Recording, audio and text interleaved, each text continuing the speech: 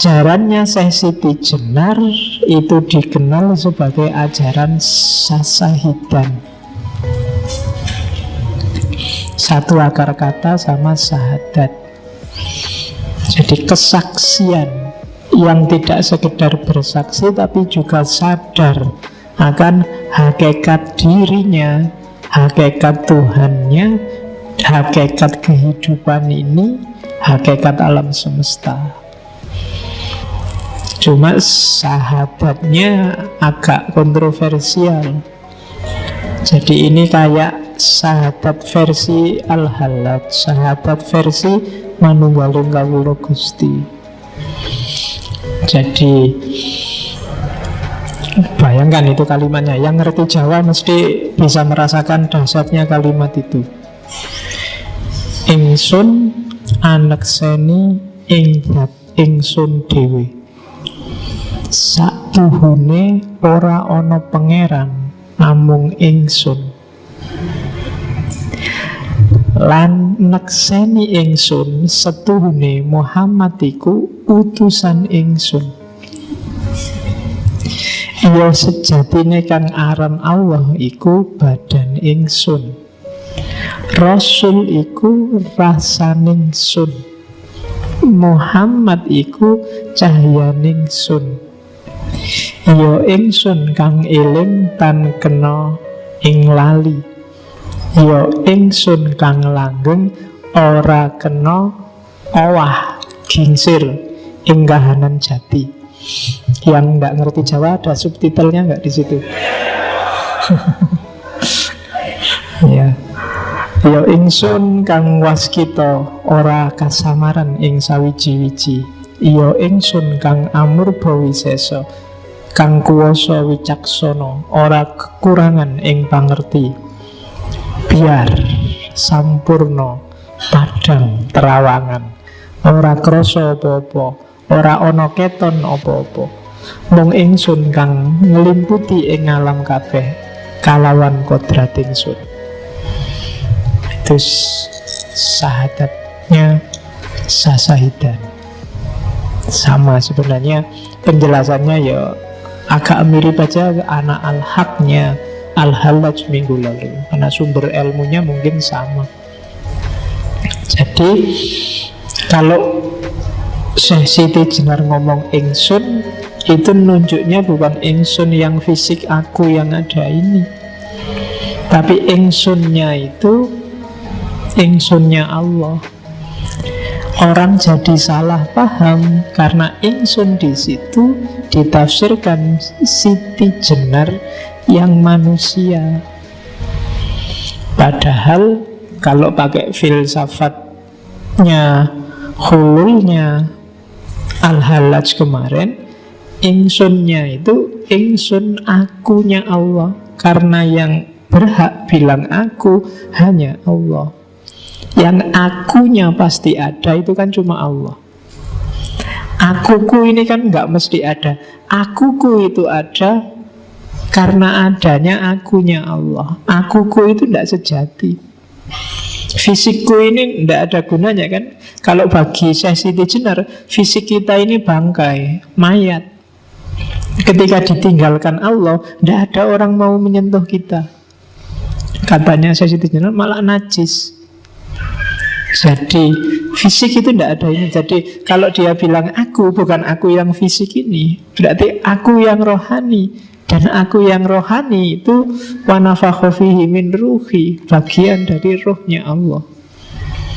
Jadi kalau saya bilang aku, pasti yang dirujuk bukan yang fisik ini. Wong ini cuma asalnya dari tanah, besok kembali ke tanah, tanah merah.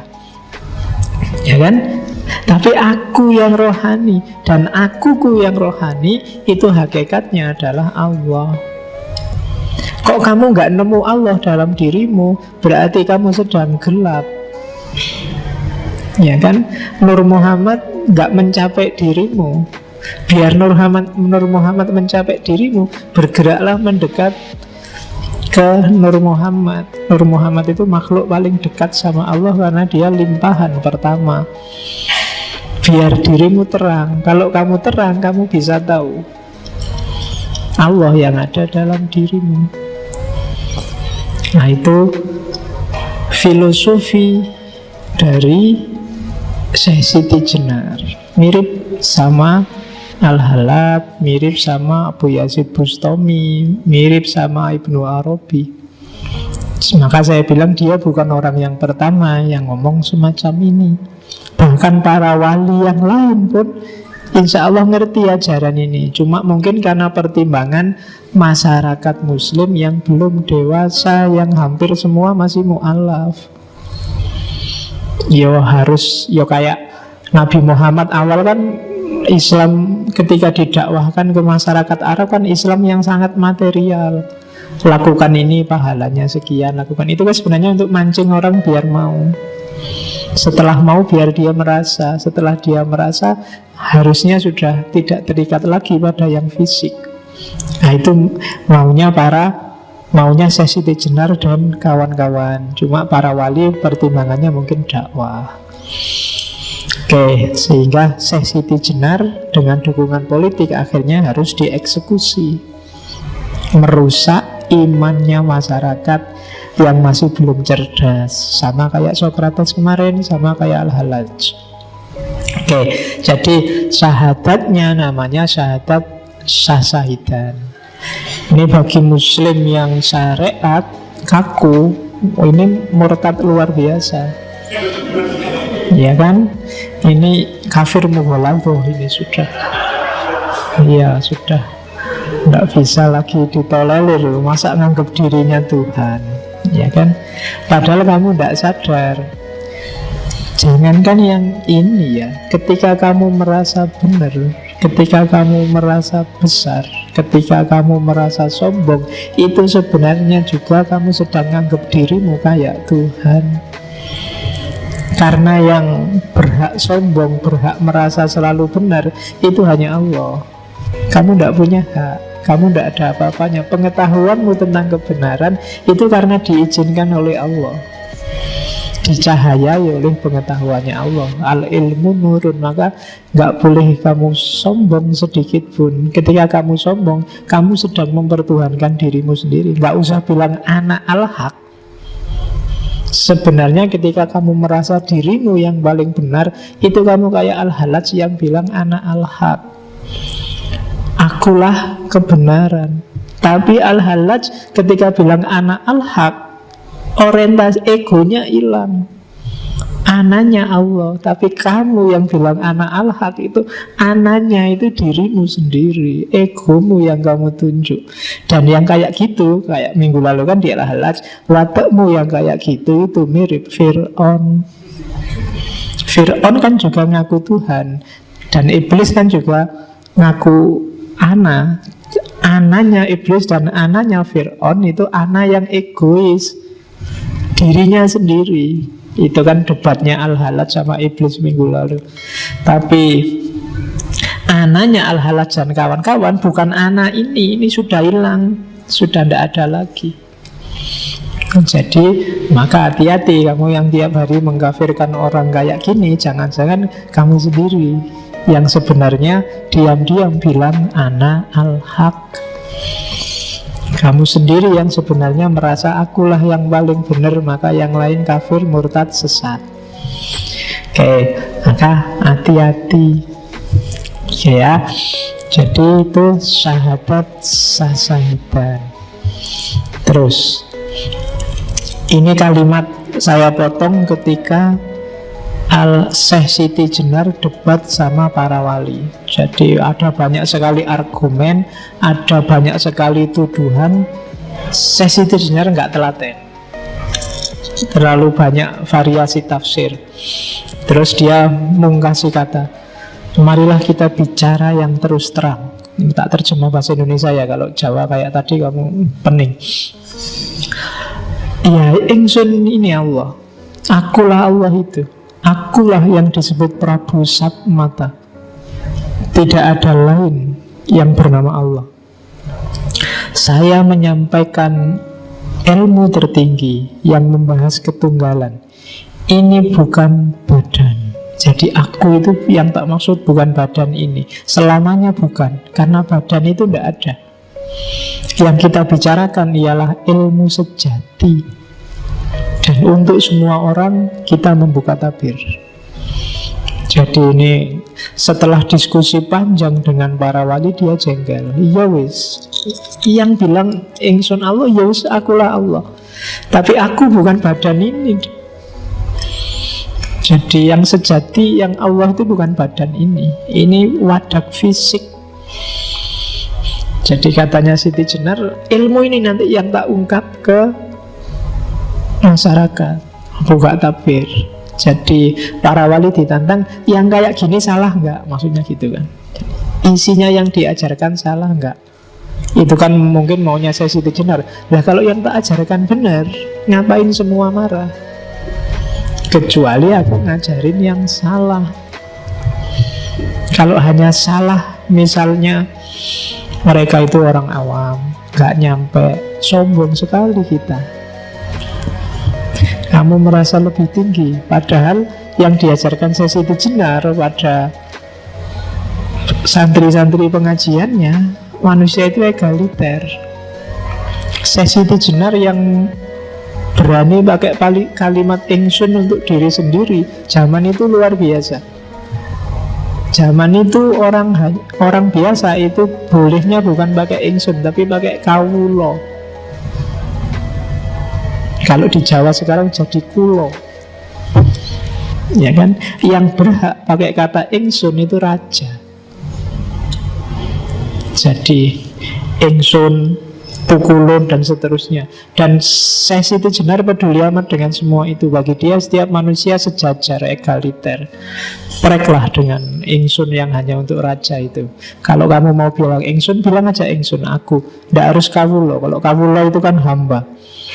Tidak ada raja dan hamba di dunia ini. Kita sejajar. Di atas kita hanya Allah. Itu yang diajarkan di Lemah Abang. Dan ini kan yang bikin telinganya raja panas. Masa itu kemarin kata-kata milikku sekarang mau dipakai semua orang.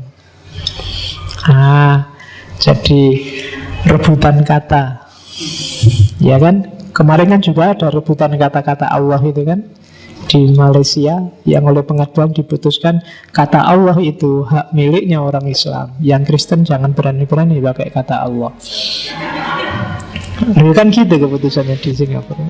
Persis di era ini, simbol-simbol arogansi, simbol-simbol perbudakan, simbol-simbol hierarki manusia dan penindasan manusia atas manusia. Dia mengkritik feodalisme zaman itu. Oke, lah kok para wali mau saja disuruh bersidang? Ya lagi-lagi urusan politik. Wali juga punya, mereka juga punya strategi dakwahnya masing-masing.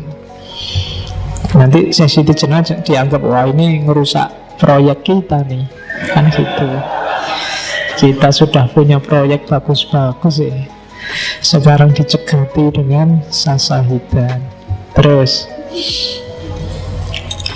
jadi kalau kemarin Syekh Siti Jenar ana al-haq, maka al-halaj ana al-haq, Syekh Siti Jenar kalimat yang terkenal adalah ya ingsun iki Allah. Argumennya apa? Ya persis kayak al-halaj kemarin. Jadi aku itu, yang punya aku itu hanya Allah. Bukan diri manusiaku yang ditunjuk, tapi Allah yang ada dalam diriku. Kalau ada yang bantah, loh Allah kok ada dalam dirinya manusia? Terus terus Allah harusnya ada di mana? Kita kan yakin bahwa Allah itu muhit itu ada di mana-mana. Dia meliputi segala sesuatu. Jangankan dalam diri manusia, di setiap makhluk ciptaannya, di sana ada Allah. Kamu tidak akan berani bilang di sini ada Allah, enggak.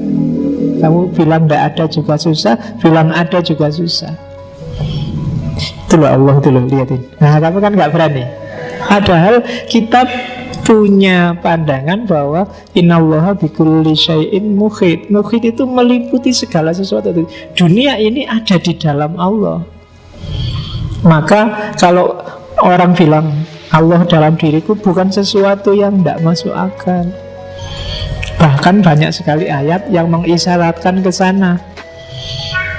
Ya termasuk tadi wa ana aqrabu ilaihi min hablil warid. Allah itu lebih dekat daripada urat nadi yang di leher ini. Berarti Allah lebih dekat padamu dibandingkan nyawamu sendiri. Sama nyawa kamu bisa putus, tapi sama Allah tidak bisa. Kan kalau ada orang mati, nyawanya putus sih. Kan ada yang gitu. Tapi sama Allah tidak bisa, karena Allah lebih dekat denganmu. Cuma kita nggak sadar. Kita itu merasa sosok pribadi yang mandiri, kita di sini dan Allah di sana. Kan kita mikirnya gitu. Makanya kalau berdoa terus kamu nggak luar biasa gini kan, sambil ya Allah minta ke atas. Ya enggak apa-apa sih, asal lebih khusyuk. Dibandingkan yang enggak konsentrasi, sambil doa enggak konsentrasi, kadang tangannya gini-gini, amin. Padahal doa itu minta, kamu minta tapi enggak serius itu ya. Nanti jangan-jangan malaikatnya tersinggung.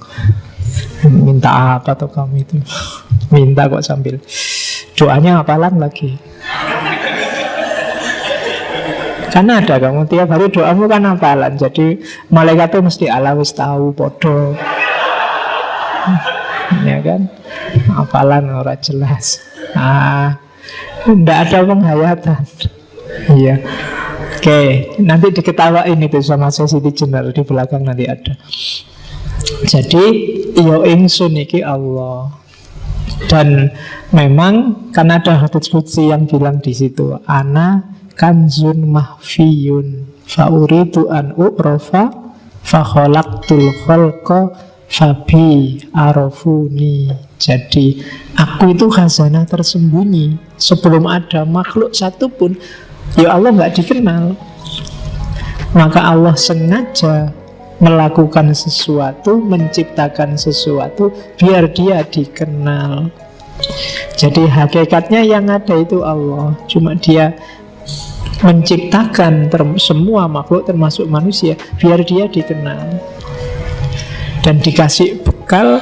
Jadi penciptaannya tidak kok kayak sulap ding gitu, tapi pelimpahan dari dirinya Allah. Jadi ana kanzun makhfiyun, kayak kamu bercermin. Kalau kamu ingin ngerti wajahmu kayak apa kan, bercermin lah. Dari cermin itu kamu ngerti dirimu. Nah, kayak tak bilang kemarin, wahdatul wujud itu bukan kok ada wujud sama wujud terus bersatu. Enggak. Ada wujud yang sejati, yang lain itu hanya cerminan dari wujud yang sejati itu. Kalau semua ruangan di masjid ini dari kaca, kamu ada di tengah-tengah, wujud yang sejati kan kamu yang ada di tengah-tengah masjid itu. Gambar yang mantul di semua kaca, itulah makhluk. Semuanya representasi Allah, semuanya perwujudan dari Allah, meskipun mungkin tidak lengkap.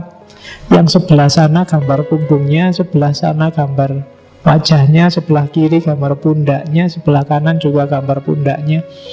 Dan yang gambarnya agak sempurna, mirip sekali sama Allah, itu manusia. Bukan gambar fisik loh ya, tapi gambar rohaninya. Nah itulah, maka iyo ingsun niki Allah, katanya Siti Jenar. Ini termasuk yang nanti kamu ulang 10 menit ke belakang di rekamannya biar kamu paham. Oke, kita lanjutin lagi. Dari situ lahirlah konsep namanya manunggaling kawula Gusti. Jadi antara pemerintah dengan yang diperintah, antara majikan dengan buruhnya, itu harus manunggal. Termasuk manusia dengan Tuhannya. Kata-kata ini nasihatnya pada Sunan Pembayat, Sunan Bawat dari Siti Jenar. Kawula dan Gusti itu sudah ada dalam diriku. Siang dan malam tidak dapat memisahkan diriku dari mereka. Tetapi hanya saat ini nama Kawula Gusti itu berlaku, yakni selama saya mati. Diingat-ingat ya, di serat-serat, di babat, kalau ketemu kalimatnya Siti Jenar, Kalau dia ngomong saya mati, itu sebenarnya kebalikannya. Karena alam hidup ini bagi Sesi Jenar alam kematian. Alam kematian besok itu justru yang hidup sebenarnya. Jadi saat ini nama Kawula Gusti itu berlaku, yakni selama saya mati. Jadi saat kita hidup di dunia ini masihlah kita boleh ngomong manunggal antara Kawula dan Gusti. Tapi nanti setelah mati tidak ada lagi dikotomi Kawula dan Gusti. Kita masih Kawula kan karena kita masih terjebak oleh tanah merah ini. Kita masih terjebak oleh fisik. Begitu besok kita terbebas dari kungkungan fisik, ya kita hidup yang sejati. Dan itu tidak ada lagi dikotomi Kawula dan Gusti, karena kita sudah ilaihi roji'un, kembali pada yang sejati, kembali pada Allah. Tidak ada lagi keterpisahan, kecuali nafas yang tidak mutmainnah, itu yang tidak bisa langsung ilaihi roji'un, harus diperbaiki lagi. Oke, terus nanti kalau saya sudah hidup lagi, Gusti dan Kawula lenyap. Yang tinggal hanya hidupku, ketentraman langgeng dalam ada sendiri. Jadi sekarang filsafat hulul itihad manunggaling Kawula Gusti itu laku. Tapi besok tidak ada gunanya, wong sudah jadi satu. Sekarang masih bilang Ana al-haq, yo ingsun Gusti Allah. Itu sebenarnya masih, saya bilang tadi, masih rasanya ada jarak, masih fana, belum fana fil fana. Tapi besok di kehidupan yang sejati, ya lenyap yang sejati. Kalau bahasa Buddha namanya nirwana. Oke. Hei Pangeran Bayat, bila kau belum menyadari kebenaran kata-kataku, maka dengan tepat dapat dikatakan bahwa kau masih terbenam dalam masa kematian. Di sini memang banyak hiburan, aneka warna, lebih banyak lagi hal-hal yang menimbulkan hawa nafsu.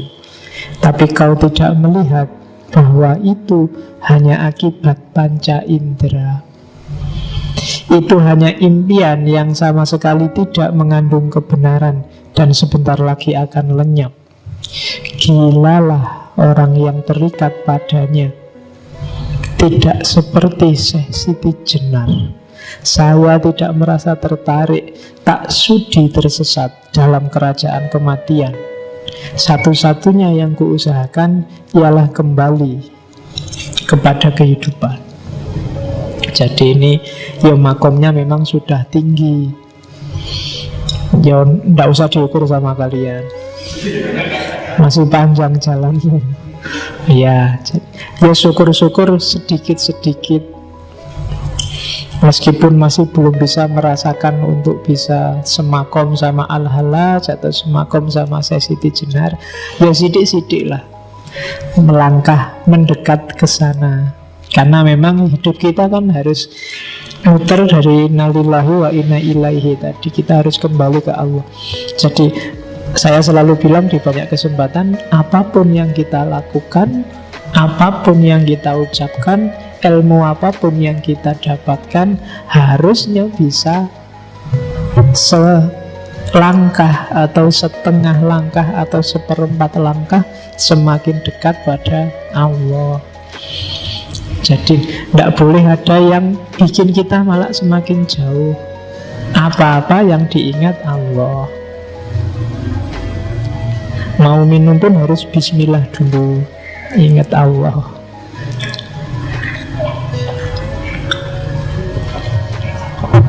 Jadi biarkan teh ini membawa kita sedikit lebih dekat pada Allah.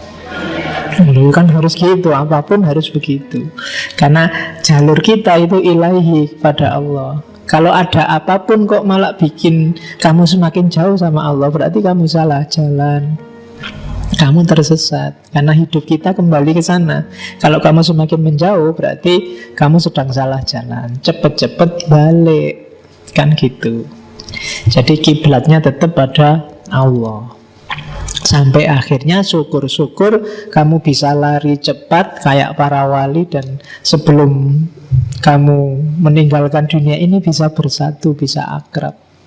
Level kita kan akrab aja ya, bisa dekat, mukorobah kalau bahasanya para sufi sama Allah. Oke, jadi itu namanya manunggal. Hidup kita prosesnya ke sana, jangan ada yang sampai lupa. Jadi dunia ini persinggahan sementara, atau sebenarnya bukan persinggahan. Jadi ini ya jalan kita. Kalau persinggahan itu kan kamu berhenti sebentar, nggak usah berhenti, jalan aja terus. Kalau butuh makan ya beli di perjalanan, kalau butuh minum beli di perjalanan. Nggak usah mampir lagi, umur kita nggak panjang.